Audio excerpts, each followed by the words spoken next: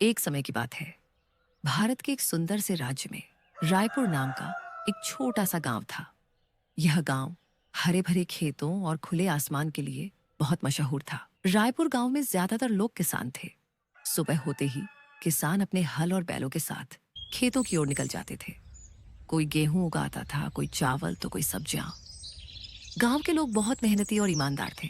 वे मानते थे कि मेहनत से ही जीवन में सुख और सफलता मिलती है। पूरा गांव एक परिवार की तरह मिलजुल कर रहता था। लेकिन इसी रायपुर गांव में एक किसान ऐसा भी था जो बाकी किसानों से बिल्कुल अलग था। उसका नाम था राजू। राजू बहुत ही आलसी किसान था। जब दूसरे किसान सुबह जल्दी उठकर खेत जाते थे, तब राजू आराम से सोता रहता था। उसे काम करना बिल्कुल पसंद नहीं था।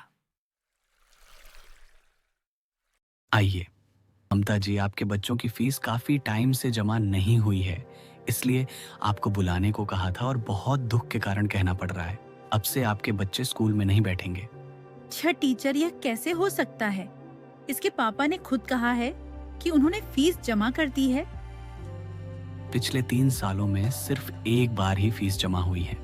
आपके बच्चे पढ़ाई में अच्छे हैं, इसलिए अभी तक स्कूल में थे, लेकिन जब तक स्कूल की बाकी फीस नहीं जमा कर देते, हम आपके बच्चों को स्कूल में बैठने की इजाजत नहीं देंगे।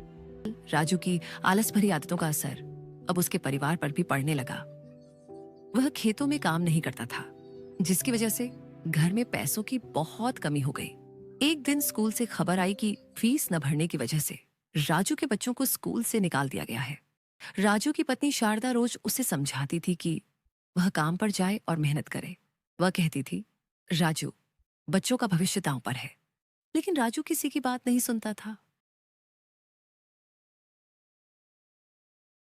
तुम्हें पता है जंगल में एक बाबा आया है जो सबकी मनोकामनाएं पूरी करते हैं। तुम्हें जो कुछ चाहिए उनसे मांग लो।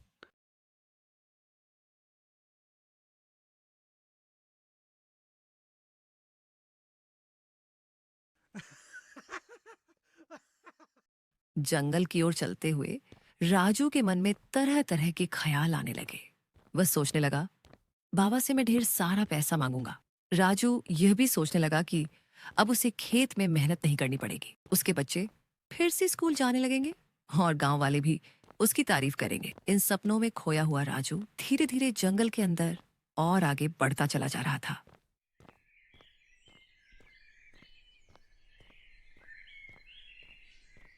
प्रणाम बाबा जी, मेरा नाम राजू है। मैं रामपुर से आया हूँ। मेरी समस्या का हल सिर्फ आपके पास है। मेरे बच्चे, तेरी जो भी समस्या है वो तो मुझे विस्तार से बता सकता है। मैं तेरी मदद करूंगा।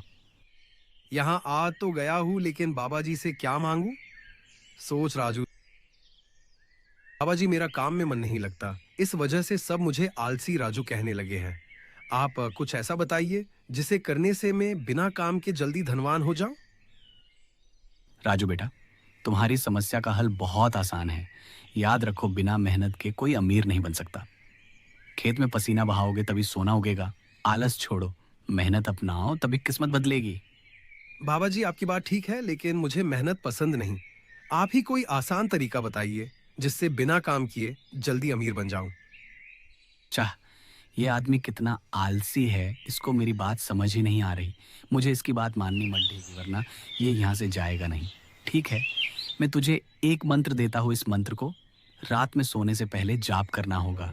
पर याद रख, अगर मन में आलस रहा तो मंत्र असर नहीं करेगा।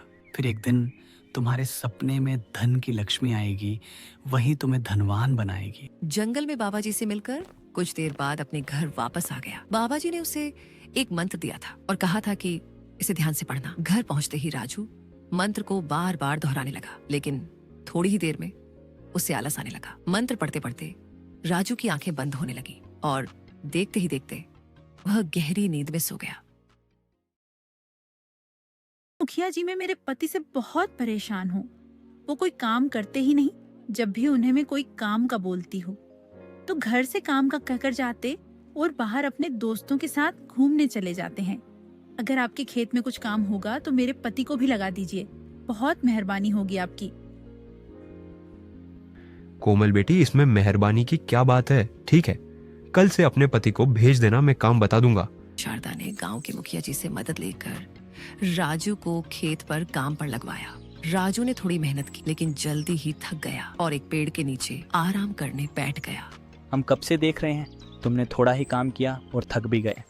अगर मुखिया जी को पता चला तुम आराम फरमा रहे हो तो तुम्हें काम से निकल देंगे। देखो भैया, मेरे हिस्से का काम मैं कर चुका हूँ, अब मेरे आराम का टाइम है। और वैसे भी मैं बहुत जल्द अमीर होने वाला हूँ, उसके बाद मुझे काम करने की जरूरत ही नहीं रहेगी और फिर इससे भी बड़ा खेत होगा मेरे पास।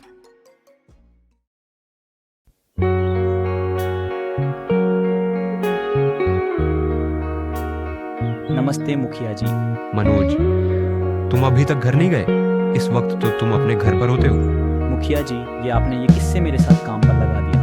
वो आदमी एक नंबर का आलसी है, थोड़ा काम करके आराम करने बैठ जाता है और जब उसे काम करने का बोलूं तो मुझे कहता है मैं बहुत जल्द अमीर होने वाला हूँ, इसलिए मुझे काम करने की जरूरत नहीं और इससे भी बड़ा खेत होगा मेरे पास। उसकी इतनी हिम्मत जो तुमसे ऐसी बात की। मैं कल आ रहा हूँ, वही उसकी खबर लूंगा, फिर देखता हूँ काम कैसे नहीं करता। लेकिन रमेश, तुम ये बात राजू को मत बताना, मैं आ रहा हूँ। आप इसकी चिंता न करें, ये बात मैं किसी से नहीं करूँगा। आपको तो पता ही है मुखिया जी वो आदमी शुरू से ऐसा ही है। उसके पास खुद का कितना बड़ा एक खेत भी है, लेकिन उसके आलस के कारण पूरी तरह बंजर हो गया है। उसकी पत्नी दूसरों के खेत में सारा सारा दिन काम करती है, इसलिए मुझे उस पर दया आ गई और राजू को काम पर रखना पड़ा, वरना उस आलसी आदमी को मैं खेत के आसपास भी नहीं भटकने दूं।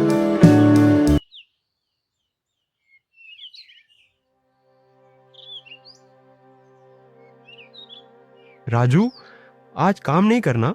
मुखिया जी, काम तो मैं कर लेता, पर धूप इतनी तेज है, तनिक आराम कर लूं, फिर देखना सब कर दूंगा। राजू देखो, काम ऐसे नहीं चलता। तुम अच्छे आदमी हो, पर खेत को मेहनती हाथ चाहिए, इसलिए मुझे कहना पड़ रहा है कि अब से तुम यहाँ काम नहीं कर सकते। राजू की आलस भरी आदत देखकर मुखिया जी बहुत नाराज हुए। उन्होंने राजू को काम से निकाल दिया। राजू घर लौट आया। अरे, इतनी जल्दी कैसे आ गए आप? खेत का काम खत्म हो गया क्या? मुखिया जी ने मुझे काम से निकाल दिया। वो कहते हैं मैं काम कम और आराम ज्यादा करता हूँ। मुखिया जी तो बड़े अच्छे इंसान हैं, फिर आपको कैसे निकाल दिया? घर पहुंचते ही उसकी पत्नी शारदा ने उससे बहस शुरू कर दी। दोनों में गर्मागर्म बहस चलने लगी कि क्यों राजू मेहनत नहीं कर रहा। शारदा कोमल के पास जाती है। शारदा बहुत परेशान हुई कि राजू को काम से निकाल दिया गया। शारदा, बहुत दिनों बाद मिलने आई हो, कोई जरूरी बात? आज मुझे तेरी मदद की जरूरत है, बस तू मना मत करना। बोलो, क्या बात है? तू मेरे पति को तो जानती है, वो कुछ काम ही नहीं करते। इस वजह से सारे काम का बोझ मुझ पर आ गया है। यहाँ तक कि बच्चों की स्कूल भी छूट गई, फीस न भरने की वजह से। उनसे जब मैं काम पर जाने का कहती हूँ तो कहते हैं कि मुझे एक सिद्ध बाबा ने एक मंत्र दिया है, जिसे सोने से पहले जाप करूंगा तो धनवान हो जाऊंगा। इसलिए आज मैं तेरे पास आई हूँ। अब तू ही कुछ रास्ता बता, मैं क्या करूँ? तुम्हें पता है, मेरे पति भी इसी तरह रहते थे। पहले काम पर नहीं जाते थे, तो मुझे किसी ने एक तरीका बताया जिसे करने से मेरे पति काम पर टाइम पर जाने लग गए। वही मैं आज तुम्हें बताती हूँ। कोमल, जो तुम रास्ता बता रही हो ये थोड़ा अजीब नहीं है, कुछ गड़बड़ न हो जाए। तुम टेंशन मत लो, जैसा मैंने कहा है तुम बस वैसा करो और बाकी का काम मुझ पर छोड़ दो।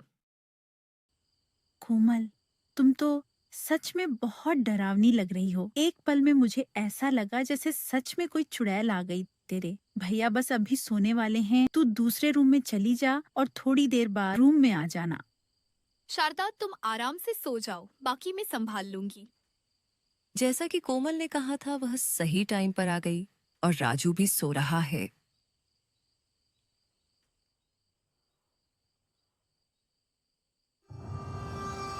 तुम कौन हो और इस वक्त हमारे घर में क्या कर रही हो? मैं एक डायन हूँ और हर उस इंसान को मार देती हूँ जो कामचोर होते हैं। मैं तुम्हें चेतावनी देने आई हूँ, आलस छोड़ो, वरना मैं तुम्हें मार दूंगी। रात में जो हुआ उसके कारण सुबह भी राजू परेशान था। क्या बात है जी, आज आप थोड़ा परेशान लग रहे हैं। आपको बाहर नहीं जाना क्या? कल रात को मैंने एक चुड़ैल देखी हमारे घर में। बहुत डरावनी लाल आंखें थी उसकी। मुझे सोचकर ही डर लग रहा है। मुझे कह रही थी कल काम पर जाओ। ये कैसे हो सकता है? मुझे तो कोई आवाज नहीं आई थी। हो सकता है आपने रात में कोई सपना देख लिया हो। बाहर जाओ, थोड़ा घूम कर आओ, थोड़ा अच्छा लगेगा। मुझे माफ करना, मेरी वजह से आपको बहुत परेशानी हो रही है, लेकिन देख लेना आगे चलकर सब ठीक हो जाएगा। वह सोच रहा था कि वह सब सपना था या सच। तनाव कम करने के लिए वह थोड़ा बाहर चला गया और अकेले सोचने लगा। तभी उसका एक दोस्त आया और कहा, राजू आओ, मैं तुम्हें अपना खेत दिखाता हूँ। राजू दोस्त के साथ खेत में गया। कुछ देर घूमने के बाद उसे वहीं रात की डरावनी घटना फिर नजर आने लगी। राजू घबरा गया और डर के मारे दौड़ते हुए घर की ओर भाग गया। जैसे ही राजू काम की ओर निकल पड़ा, उसकी मुलाकात सेठ जी से हो जाती है। अरे राजू, कहाँ जा रहे हो? इतनी जल्दी जल्दी यहाँ आओ। देखो मेरा बेटा आया है शहर से पढ़कर। यहाँ आओ, थोड़ा बैठो, फिर चले जाना जहाँ तुम्हें जाना है। सेठ जी मुझे माफ करना, आज मैं बैठ नहीं सकता, खेत में बहुत काम है। खेत पूरी तरह से बंजर हो चुका है, इसलिए मैं चलता हूँ। नमस्ते।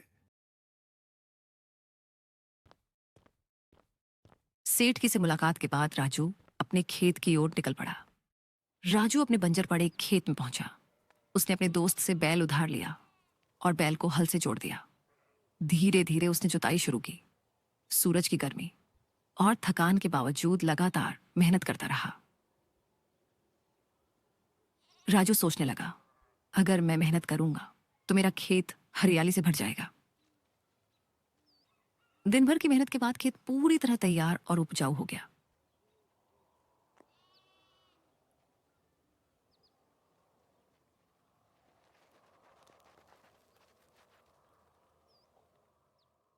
राजू घर की ओर जा ही रहा था कि उसको पेड़ के नीचे पहलवान मिल जाता है।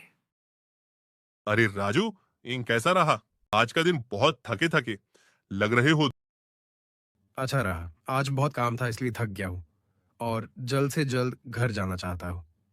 अरे राजू, इतनी भी क्या जल्दी है घर जाने की? थोड़ा रुको भी। मेरे पास एक अच्छी खबर है। हम सब दोस्त कल शहर जा रहे हैं घूमने और तुम्हें हमारे साथ कल चलना है।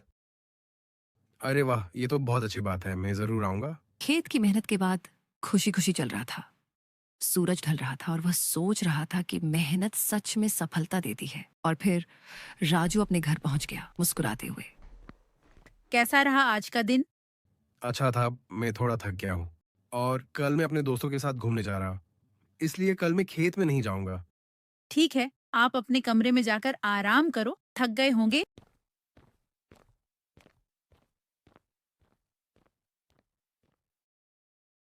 सेठ जी, जैसा आपने बताया मैंने वैसा कर दिया है।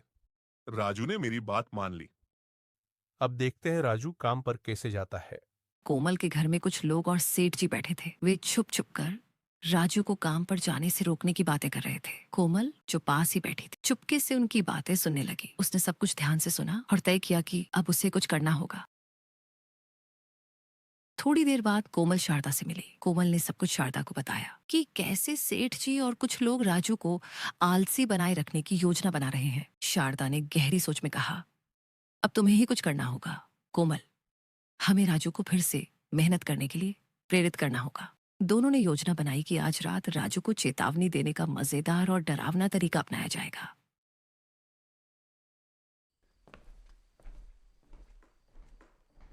रात होने पर राजू अपने कमरे में सोने चला गया। वह जैसे ही बिस्तर पर लेटा, उसे अचानक लगा कि उसके पीछे से कोई गुजर गया। राजू चौंक गया और घबराकर पीछे मुड़ा। कमरे में कुछ न दिखने पर वह डरते डरते घर के बाहर देखने चला गया। कौन है यहाँ? देखो, जो कोई भी हो सामने आ जाओ।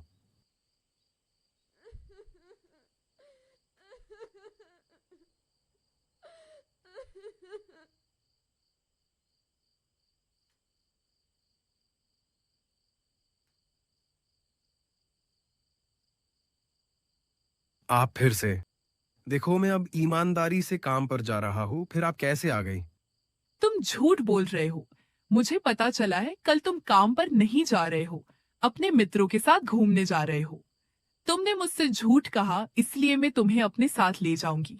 मुझे माफ कर दीजिए, मैं वादा करता हूँ मैं रोज काम पर जाऊंगा। कल मैं दोस्तों के साथ भी नहीं जाएगा। ठीक है, तुमने वादा किया है। अगर अपना वादा तोड़ा तो मैं तुम्हें सच में साथ ले जाऊंगी। अब जाओ, तुम अपने घर में और पीछे मुड़कर मत देखना।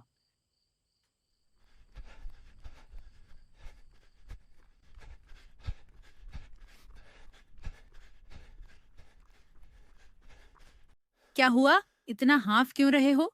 भूत देख लिया क्या बाहर? बाहर एक चुड़ैल है, बहुत डरावनी है। लगता है आपने अंधेरे में किसी और को देख लिया है। मैं क्या अंधा हूँ जो मुझे दिखाई नहीं दिया? तुम्हें यकीन नहीं आता तो खुद बाहर जाकर देख लो। लगता है मुझे बाहर जाकर देखना ही होगा। देखो, वो उस दीवार के पीछे है। कहाँ है भूत? यहाँ तो कोई नहीं है। वो सच में यही थी, पता नहीं अचानक कहाँ गायब हो गई। राजू अपनी पत्नी शारदा को लेकर घर के बाहर गया, सोचते हुए कि चुड़ैल दीवार के पीछे है। लेकिन वहाँ कोई नहीं था, क्योंकि शारदा ने पहले ही कोमल को वहाँ से भगा दिया था, जो चुड़ैल बनकर राजू को डराने आई थी। वो चुड़ैल आपसे क्या कह रही थी और ऐसे आपके पीछे क्यों पड़ी है? पता नहीं मेरे पीछे क्यों पड़ी है। मैंने तो कभी किसी का कुछ गलत नहीं किया, लेकिन वो जब भी दिखाई देती है बस यही कहती है कि अगर मैं काम पर नहीं गए तो वो मुझे अपने साथ ले जाएगी। आप उसकी बात मान लीजिए और कल से काम पर चले जाइए। हो सकता है वो आपका पीछा छोड़ दे। तुम ठीक कह रही हो, मैं कल सुबह से खेत में चला जाऊंगा। ये चुड़ैल रोज आकर मुझे डराती क्यों है? हर बार वही बात। और क्या मैं सच में इतना आलसी हो गया हूँ कि अब मुझे डराकर काम कराना पड़ रहा है? और खेत सो गए हैं और मैं बस सोता रहता हूँ। नहीं और नहीं, आज से रोज खेत जाऊंगा, मेहनत करूंगा और अपनी जिंदगी बदलूंगा। राजू रोज सुबह सूरज की पहली किरण निकलने से पहले ही उठता और सीधे अपने खेत की ओर चल पड़ता और पूरी मेहनत से खेत को तैयार करता। काम खत्म होते ही वह तुरंत अपने घर की ओर लौट जाता, थोड़ा थका हुआ लेकिन खुश और संतुष्ट महसूस करता। अब राजू समझ चुका था कि मेहनत ही सफलता की कुंजी है। धीरे धीरे राजू के खेत में सुधार दिखने लगा। पहले बंजर पड़े खेत में अब हरियाली और फल फूल आने लगी। राजू ने दिन रात मेहनत की। कुछ ही महीनों में खेत में अच्छी फसल उगने लगी। जब फसल पक गई तो राजू ने उसे काटा और बाजार में बेच दिया। उसे कुछ पैसे मिले और वह बहुत खुश हुआ। राजू ने सोचा कि पहले उसने जो उधार लिया था उसे अब सभी को वापस करना चाहिए। वह उन पैसों से अपने सभी उधारदारों को पैसा चुका दिया। बचे हुए पैसों से उसने सोचा अब शारदा के लिए कुछ खास करना चाहिए। वह बाजार गया और शारदा के लिए खूबसूरत साड़ी खरीद लाया। फिर वह खुश खुश घर की ओर चल पड़ा। घर पहुंचकर राजू ने शारदा को साड़ी दी। शारदा ने साड़ी पहन ली और बहुत खुश हुई। उसकी मुस्कान देख राजू का दिल भी खुश हो गया। राजू ने महसूस किया कि मेहनत और प्यार से ही सच्ची खुशी मिलती है। राजू अब धीरे धीरे बदलने लगा है। उसके घर में सुधार होने लगा है। यह सब उसकी मेहनत की वजह से हो रहा है। अब राजू अपनी जिम्मेदारी समझता है। वह रोज सुबह समय पर काम पर जाता है और अपना काम ठीक से करता है।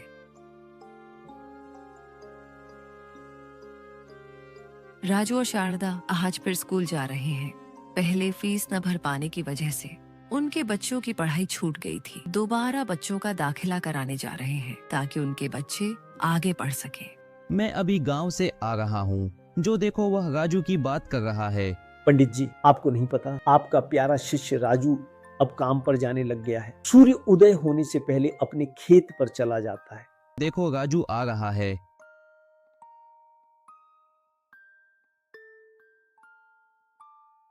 आओ राजू, कैसे हो?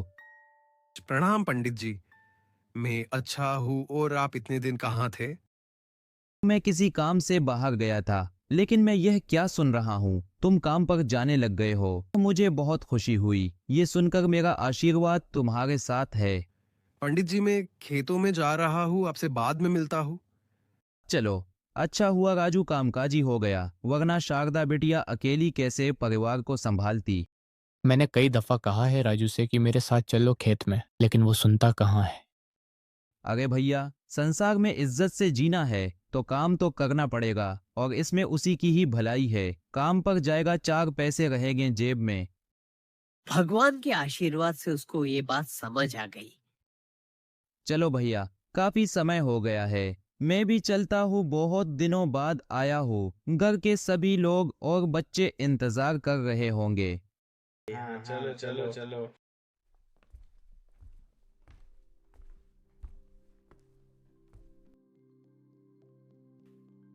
राजू की तारीफ गांव कर रहे हैं। अब राजू की गांव में इज्जत होने लगी है। जो भी शारदा से मिलता है वह राजू की मेहनत की तारीफ करता है। लोग कहते हैं कि उसने सही रास्ता पकड़ लिया है। घर में अब हालात ठीक है। उन्होंने एक बाड़ा बनाया है जिसमें कुछ पशु भी पाले हैं जिनका ख्याल दोनों रखते हैं। शारदा को खुश देखकर राजू भी खुश रहने लगा है। वक्त ने वो तस्वीर भी दिखा दी जहां आलस पीछे छूट गया और मेहनत आगे बढ़ गई। राजू ने खुद को बदला तो किस्मत ने भी करवट बदल ली। काम धंधा चला, घर में रौनक आई और बेटे के जन्मदिन पर पूरे गांव को पंगत में बिठाकर मिठाई और प्यार बांटा।